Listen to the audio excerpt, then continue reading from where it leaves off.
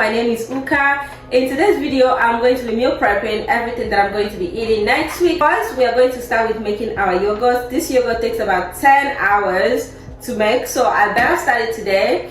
And I'm going to be using this lactose-free milk to make the yogurt. And I'm going to be using my pressure cooker to make the yogurt as well. I have a ferment button here, so I'm going to be using that. I usually ferment my yogurt for about 8 to 10 hours, so I am going to be starting to make this. I'll make sure to write everything that I use on the description and also tell you guys what I'm doing. I am going to be pouring my milk inside the pressure cooker. The pressure cooker takes about two of this, which is like 1 gallon.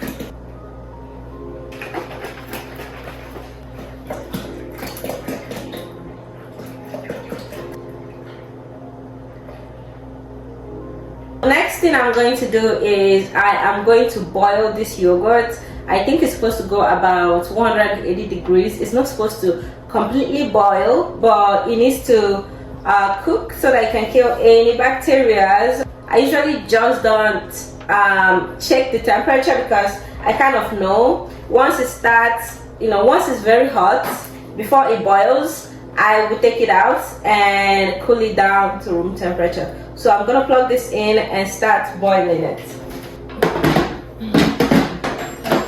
Okay, I usually do rice because rice is just boiling, right? Yeah, and then I start.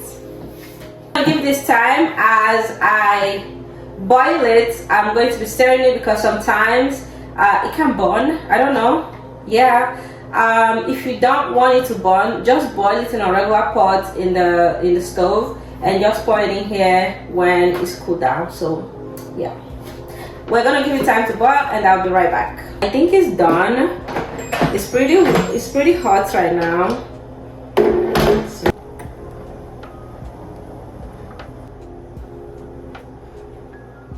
Next, I'm going to take this off of this and I'm going to fill the sink with water, with cold, very cold water. If you have ice, pour it in there and then just stick this out like this and then put it in the sink and just cover it and leave it there for until it is room temperature. You want it to be room temperature or you want it to be like cool down completely or room temperature, otherwise the next step is not going to work. So I'm going to go ahead and remove this and put it in the sink. My milk is now room temperature and the next step is your yogurt. You're gonna need yogurt, any yogurt of your choice. I would say unflavored is better, so I'm going to be adding some of my yogurt in here. So I'm just going to be doing about 2 tablespoons. You just need a little bit of yogurt, and this is the yogurt that I made last time. As you guys can see, it's very thick. So I'm going to be using 2 tablespoons. Let's do 2 tablespoons and a half.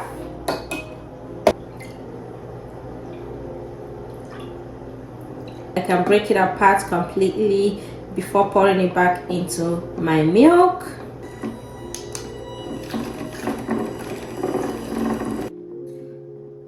Okay, pour it back into my milk and then mix everything together. This is when the fermentation is going to start, so I'm going to put this back in here.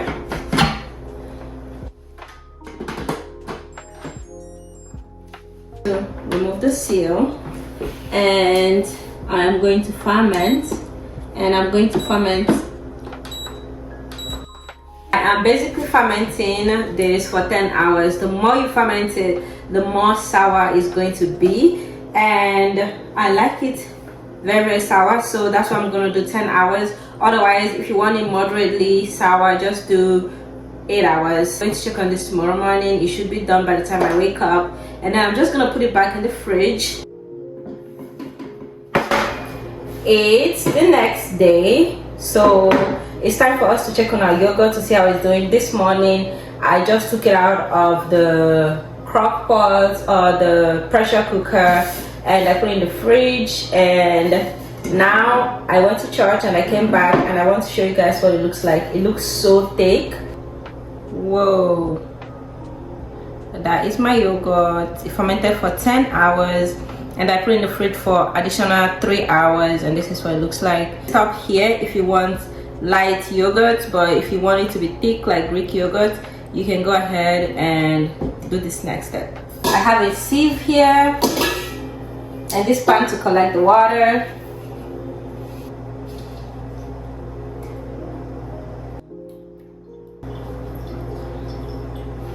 I'm gonna go ahead and put this in the fridge. I would say 2 hours. Don't leave it for too long, otherwise you're gonna have a really thick yogurt.